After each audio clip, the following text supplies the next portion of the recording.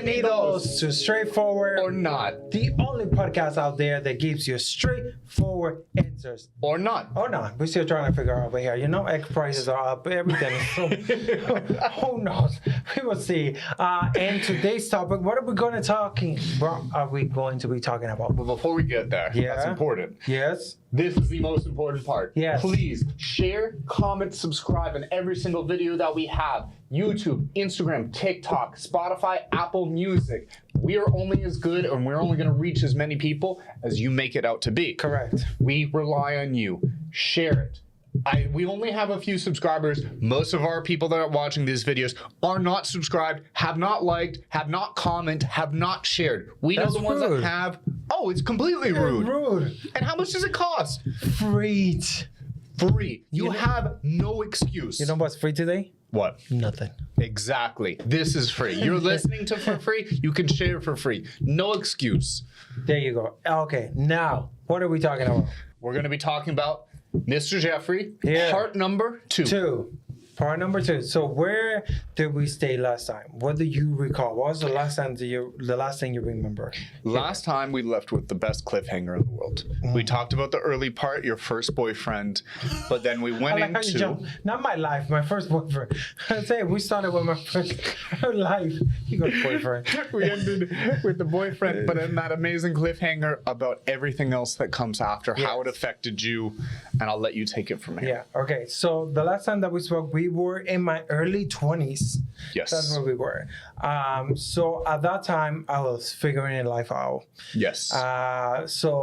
Okay, this is something really important that I had learned is that, and I think it had to do with what we have talked about episodes before, but I think we can segue into now, which is why do we date? And I think at that time, I dated, I think for somebody who lacked what I didn't have. Yes. I was looking for somebody to fulfill me, somebody to complete me in a sense. And it sounds very romantic and we love that. Love that for everybody. But I don't think it works long term. I mean, it was a relationship for 8 years. Yes. We did have a lot. I like how you say yes. Like, you know, you're like, yes. It was a relationship of 8, not 6, not 7. Yeah. 8 years. But meaningful. It was really, and even though that things didn't end great, we went through a lot of crazy things. Listen, I can sit over here and there will be another podcast just based on this 8-year relationship. But to me, it's the overall. What was the overall? And overall, I learned so much. Like, I'm very, very grateful with this man. It was all my 20s. Like, I literally grew up with this man. Like, I literally learned everything. How many times can I say literally? I learned about credit. I learned really how to be a man. I learned how to cook. I learned so many things in this relationship that I will forever be grateful. And this person is still very close to my family and stuff like that.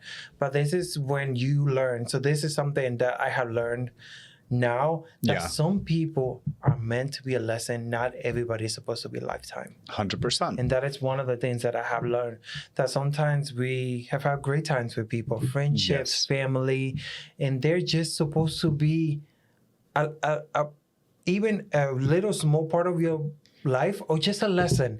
And you're allowed to let it be what it's supposed to be and move on from there. 100%. People aren't always supposed to stay. They could be in your life for a week, a month, a year, or for the rest of your life. But you take something out of it. As long as you take something and you get the lesson and stop making the same mistake over and over and over again. Correct. They're just supposed to teach you something about yourself. And one of the things that something that we have previously talked about is when you grow up with somebody, when you are, and you said that it was a good thing. In my case, maybe it wasn't the best thing because for me, because I was younger than him. When we met, I believe I was 23 years old. He was already in his 30s. And even though the time and the year passes, I think he was holding on to the old version that I was. Yeah. That younger kid that was looking for guidance, it was looking for somebody to lead me in the right direction, to learn. Yeah. Later on in life, like, it was not my journey anymore. Like, I knew what I wanted. I knew the things that I was looking for. I knew what I needed for a partner. And I think he was still stuck on who I was beforehand. So it's holding you back. If I would have I would say holding back. But for me, I didn't see it because sometimes it's okay. Sometimes people fall in love with a certain version of you. Of course. And that's okay. And we don't have to make somebody a bad guy and a good guy and everything. So the main thing that I had learned in this timeline so far, because there's more things to learn, a lot of things to learn, is just take what you're supposed to learn from it. What was this person in my life for? Yeah. And not everybody is supposed to be a lifetime. It's not. No. And for me, that each thing, it just becomes a certain thing that is supposed to be for a certain reason. Yeah. And keep going back into things that we have referenced before. This is when friendships is so important. Yes. Important. When I tell you so important, because for me, after I ended that relationship for 8 years, yes, I really didn't, which is, I don't know if it's fair or not, but this is sometimes when we have a breakup, when we have something, then it's when we think about our friends. Yes. Then it's when we're like, oh my God, where's my friend from so-and-so? Where is this? Yeah. And I don't think that's fair. Even though that I didn't, it's not fair because sometimes people feel used. And for me, my lesson there is my friends are very important. My people are really, really important because sometimes you never know. Men, relationships come and go, but those always stay there. If you do it right, they stay there because these people were the ones that allowed me to rebuild my life completely again. I know it's just a easy story just being told, but this is 8 years. It's a long time. It's a long time. And for you to then restart your life again from zero. It's challenging. And challenging, especially when you do it wrong, like I did, what I perceive as wrong, when you make somebody your everything. Yes. And you have to have different sources of your happiness. That's how I see it to everybody. Like, don't forget your friends, don't forget your things, your family. No.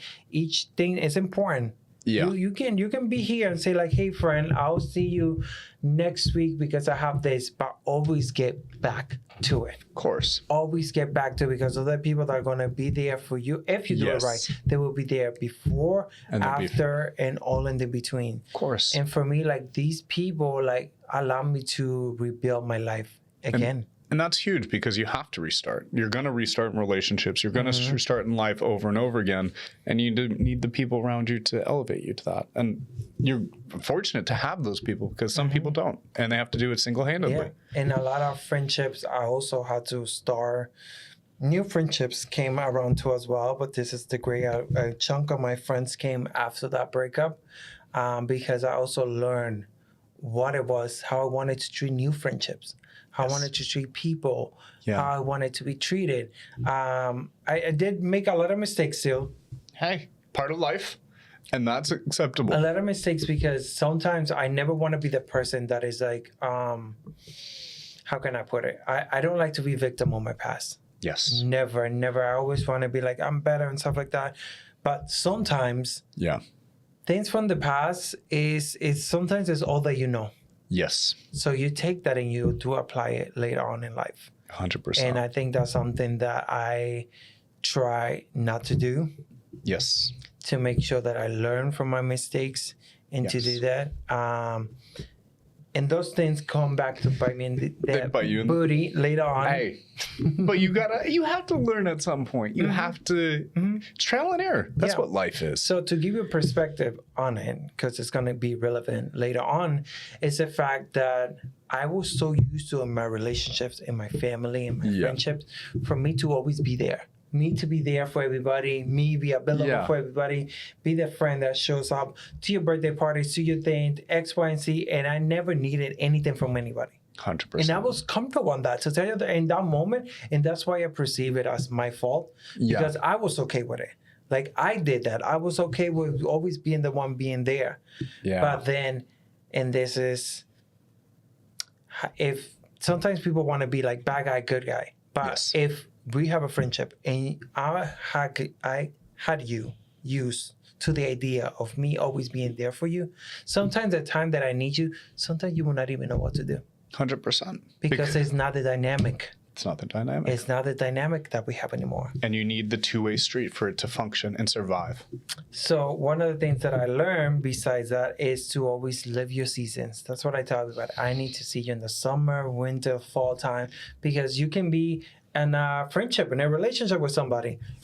And if they always see you good and it's always good and it's always about them, that's all they know about you.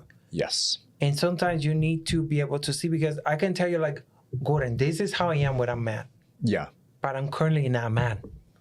So that is not the true version of myself. No, it's one side. It's one side. It's just that how I feel. When I was talking to you in the moment, I was not mad.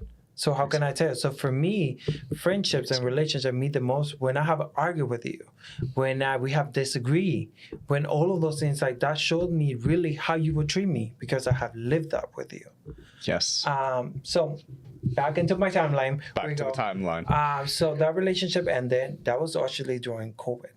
Okay. Actually, end of COVID. We were almost getting out of COVID. So end of COVID. Around there. Whatever. And then what happened next? Started my whole life. I had a friend that I knew this girl for about 8 years. Okay. This girl was my ride or die. Like, I've been with this girl through everything. Okay. To everything. Like, I have jobs and I have made her my assistant. Then before I left that job, made sure that she was in a good place. Then when I decided to move into another place, but when I moved from that relationship, it was time for me to be on my own. I toured the apartment. I showed the picture and be like, pick your room and everything. Like, it's to me, like, this was my friend. My friend that I had known for a long time. But once again, I was always in the delivering, and I was the one that was providing. I was the one never receiving. Never receiving. But once again, I was okay with that. Yeah. That's all that I knew at that time. Then from there, I get into my last relationship, and that one, the best way that I describe it is sweet and sour. Okay. Because. It's not as great as it was. Once again, I learned so much. Yeah. Like, this man challenged me in ways that I cannot even explain to you. Yeah. But to me, it was in a good way. I only see it as a positive thing. So you grew from it? Because I grew from it. Because I came from a relationship for 8 years that I had grown up with this person. And all of my friends previously were friends from high school, like I have talked to you before. So sometimes these people knew me more than I knew myself. So they knew me, they understood me, they knew who I was. Even if I was quiet, X, Y, and Z, they knew the reasons why. I think I'm somebody who's very easy misunderstood. Yes. I think my quietness can be perceived as like I'm full of it or X, Y, and Z. 100%. Yeah. No, you are misunderstood, and you're not full of it. Sometimes it comes off, but you're not. You're a genuine, loyal human, and it's completely different. At all. You're a great person. Thank you, Susan. Susan? No, that's Beyonce. Okay. You're Kendall Jenner. I'm Beyonce. So then when I ran into this person, there were so many things. For example, he was somebody who was very easy on having an opinion on somebody. He was very easy to be like, oh, I knew this person. Oh, I know who she is. I know she's all of this. I know she all of. He was really comfortable in that within himself. So with that, somebody who doesn't know me, then he was very easy to have opinions about me and say, oh, I know who you are. I know what type of guy you are. I know. And then because I never been exposed to new people, what I would do automatically was, why he thinks this about me. There's probably something about me that is making him think that I'm this person. I was like internalize it all. And you're now questioning everything about it. About myself. And then when I did that, then in a sense, he took that as like, well, you are guilty, you see? I'm right. And it's just like, no, it's just who I am. Like, but because I'm so used to my friends. So if a friend of mine questioned me, I would be like, oh, I wonder why they think this way. Because people didn't question me. By being exposed to somebody new and who was very opinionative, then forget it. Then all I did, all of the things that he put me through, all I would do was internalize it. Correct. and make it about me and be like, okay, there has to be a reason why he feels It's you. this way. It's all about you. It's not the other person. And you're so used to giving, you don't understand the opposite side, and you don't understand the reality because you're so deep into it, entrenched into And it. it was also his friends and his people were very opinionative, and I will always try to fit in. And I sometimes, when I look back out of my memories, out of all the things that I've been through, that's one of the ones that I look back on it that I almost feel sad for myself. That's the only, I have 2 times in my life that I look back, and that's one when I wanted to, the thing was not fit in, because that sounds like, oh, I wanted to fit in. It's like, these are your people. Yeah.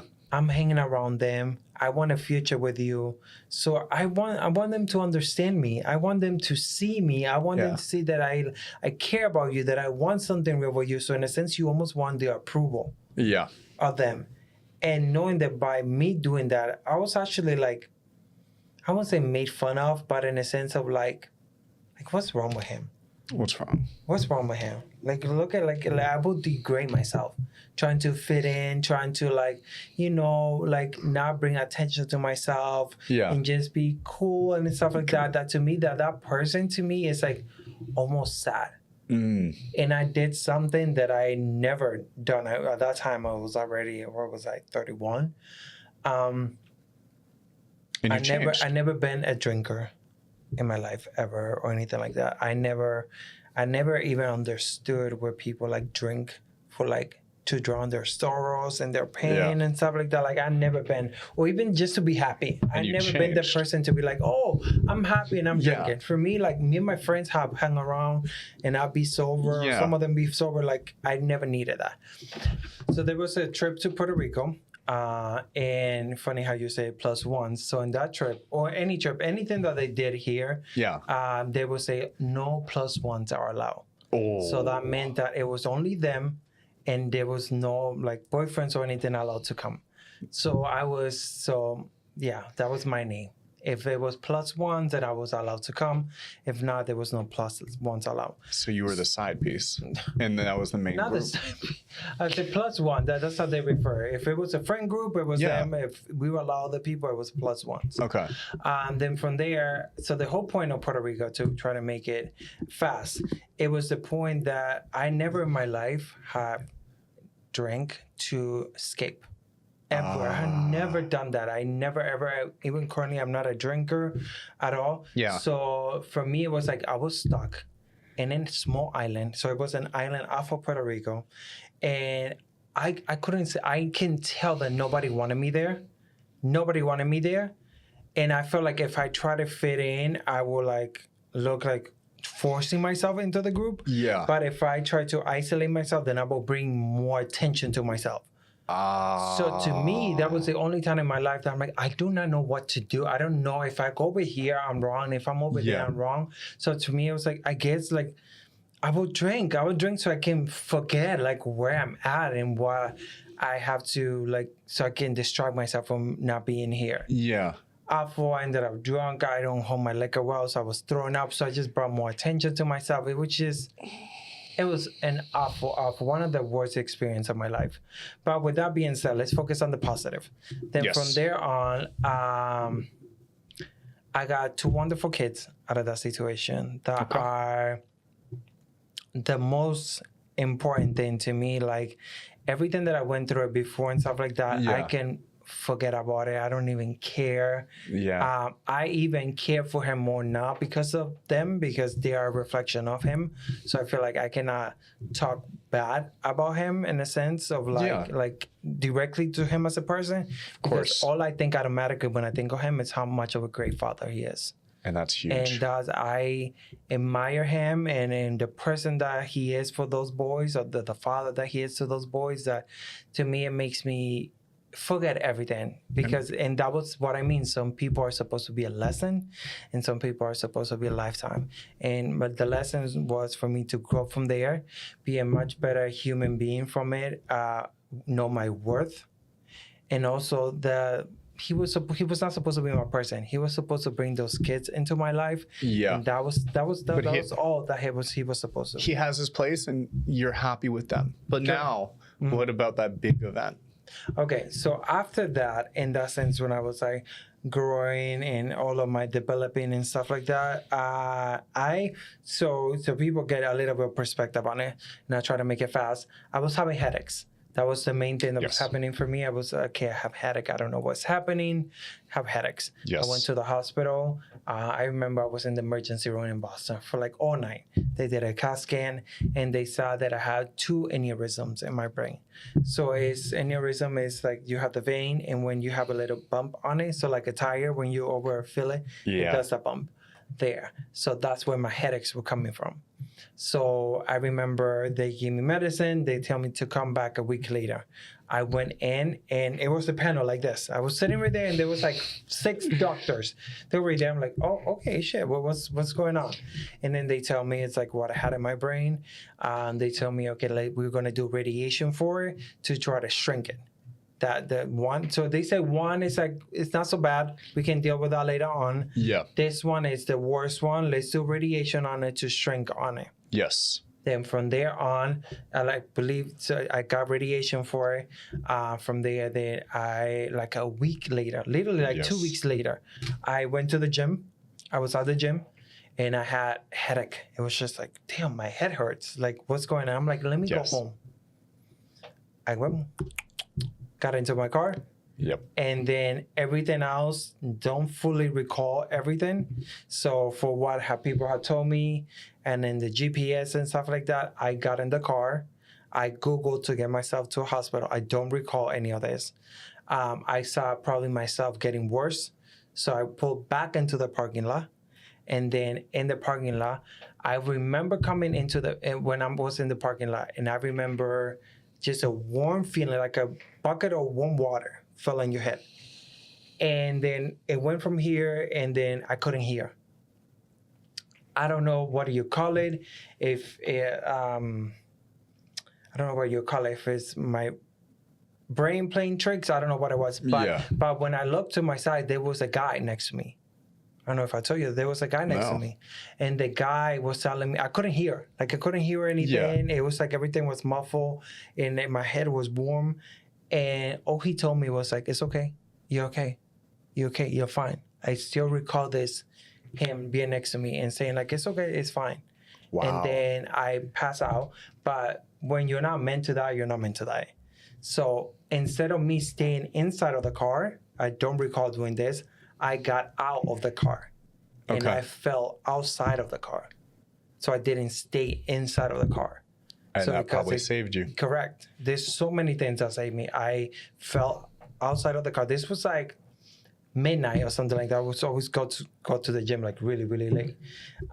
And I guess a lady saw me, and it was like 1 o'clock in the morning, 2 o'clock in the morning. And this is October, which once again, I think I was like December or something like that, because I could have got like frostbites or whatever. She called the ambulance. They picked me up. And I came into again in the hospital. Ooh. Not the hospital, the ambulance. Okay. And I'm the worst truth teller. That's what I say all the time. So, for example, if you're asking me something and I didn't do it, to me, I almost find it funny that you will ask me. So then I'll be like, no, I didn't do it, which I look guilty. You look guilty. So for me, if I'm lying, I'm prepared, so much easier to do a straight face. And I'm like, no, I didn't do it because I planned it. Okay, don't dig too deep into that yet. But usually, so I remember coming into the ambulance, and he was like, sir, are you on drugs or anything like that? I don't do any drugs. I hardly drink or anything. So I'm like laughing. I'm like, no, what make you think that? Laughing like a crackhead. Yeah. So, what is he expecting? You're laughing as he says no to drugs. No. So from there on, don't recall a lot. So from there, I was hospitalized. I was in the hospital. I perceived to have a stroke in the hospital. Then I had an aneurysm burst, which is the vein in your brain pop. So that in the hospital, then I flatlined it in the hospital. So they had to bring me back and there, which there's a story to that. And that's when they went through my hip bone. They went into, not my hip bone, but like in my hip, the main artery. They went inside and they clipped that vein in there. I perceived to be in a coma for about a week or so there. Yeah. Then I remember coming to a little bit in the hospital. And so from there, recovering home, a week into it. So this is almost like a month plus. There's a lot of things that are skipping, a lot of drama, a lot of craziness. And this is where it goes into all the things that we have talked about. Losing friends, losing drama, people, toxicity. All of that, because all of these people were used to me being there for them. And no one was there for him. Correct. You. So for me, it was, I kind of owned that part of it of like, okay, it was on me because I never showed these people how to be there for me. They didn't have no idea how to be there for me. No. Because they're used to me being there for them. But I hate how you put it that way. No, but it makes sense for me, and I'm okay with it because it allows me to have better relationship later on. Yes. Be able to allow people to see me different lights and stuff like that. Yeah. And being in the hospital, it allowed me to see like, okay, people need to get to know who I am. Yes. Because I could have had that, which by the way, this is the point I was trying to make. When I flatlined at that time, stuff like that. Back in high school, I went to a tech school. So I was a medical assistant. I don't know why, but they had us sign a do not resuscitate form if we wanted to. And I signed it. I was a teenager. I was like, well, if I'm meant to die, it is what it is, type of deal.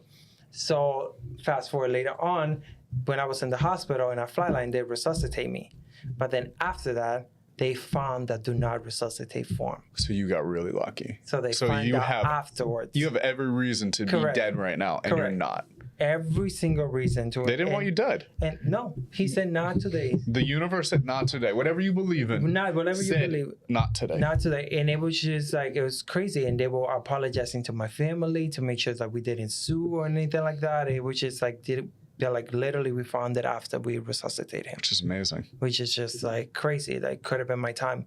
And then another thing into that, I tell people life is like a drug. Yes. Life is like a drug. I remember one of the things that if you can get out of this is there's something after. I do not want to tell you what it is, what that looks like, what that is, but I know there's something else out there. I remember being in my room, and I don't have anybody who have close to me that have passed away. I don't have anybody, but my sister-in-law was in the hospital at that time. And her mom, no, not her mom, sorry, her dad and her grandmother had passed away already. And I knew them. And they were not close to me or anything like that. But I remember being in the hospital, and I remember waking up, and I remember seeing her dad at the door and her grandmother at the front over there. And I remember, because I remember them seeing it. And her dad was there at the door, and then there was no talking. There was nothing like that. And then he kind of like walked away, but like in a sense, what it felt like was like, follow me. That's what I got over there. It was like, come with me. Yeah. And for me, I don't feel like they were there for me. I think I ran into them because they were there with her. That's how I see it. I think people that pass away and stuff like that, they're with us in any kind of way, some type of way. And that was the feeling. It's like, follow me. And I remember being in my bed and being like, no, you're dead. I remember that you're dead. I'm going to stay over here. Legit. That was I was like, no, I'm going to stay over here. And you stayed in your path? And I stayed. If not, I probably had like wander around or anything like that. Could have never woken up. So for me, also another thing that played a role on is that for me actually made me fight for my life more. I don't know if you have heard people that have tried to self-exit or anything like that. Yeah. If you're really trouble-minded, when you try to do something like that, you perceive like the afterlife as peaceful. Yes. You're like peaceful, is calm and stuff like that. And that happens, I believe, my opinion, is when you're really trouble-minded. So then when you try to do something with your life, self-exit, and that happens and you're in that transition, you perceive that as peaceful. Yeah. And a lot of people try to do it again due to that. And for me, it had the opposite effect. Because for me, I'm not a big drinker. I don't like to numb my pain in any way, shape, type of form. I'm always straightforward. The only time that I'm straightforward. And for me, when I was in that in between, there was no feeling. And I guess people who are trouble-minded will perceive that as like peaceful. Yeah. And for me, I describe it as numb. And I hated it. I hated when I was there, and it was like I don't feel anything. I just feel numb. I just feel all of the above type of the above, none of the above. And I remember coming into me, and all my feelings coming back of like sadness, and I don't know what's going on in my life, and everything that is so crazy. And I almost enjoyed that. I was like, okay, this is me. Like, I'm alive.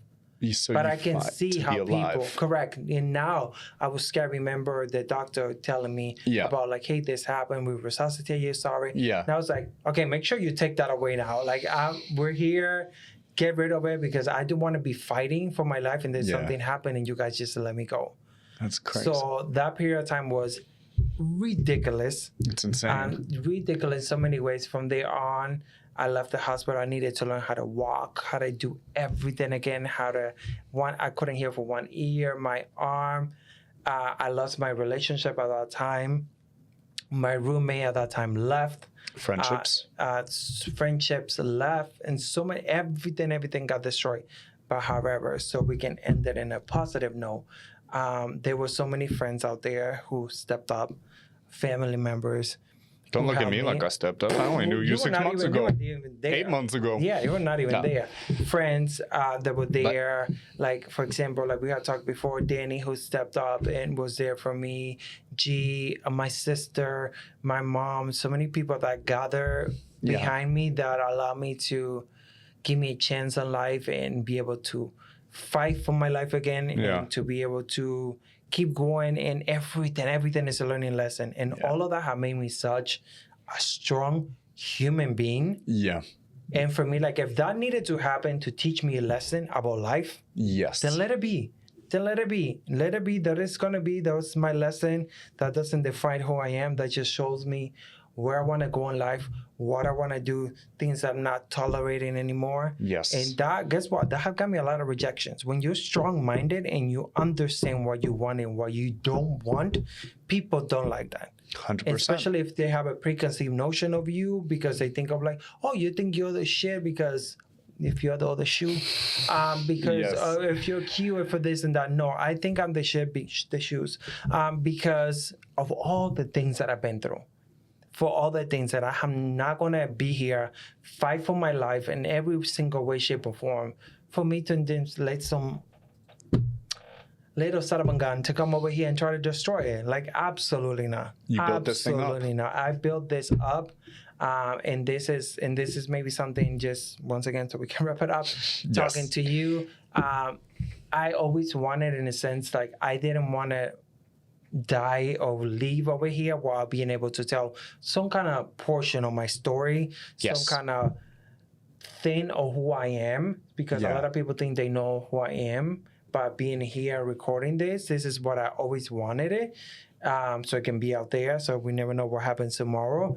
And also, I'm very grateful for you for that, because you have allowed all of this to come to fruition for me to come over here and be able to tell the story that needs to be told, that I would like to be told. Hey, this is a we project. It's never an I, it's never you, it's we. More than me, but that's just today's episode. Yeah, because he likes to talk about it. But no, this is all we. We have each good strengths, and his story is absolutely incredible, which is 2 parts. And this was riveting, absolutely amazing. But on that note, yes, we are wrapping up. Yes, the second most important part, because that was incredible on every single level. Follow us, subscribe, comment, share all the videos, all the reels, YouTube, Instagram, TikTok, Spotify, and Apple. Where can they find us? Straightforward or not. Thank you very much, you guys, and we are out. Peace.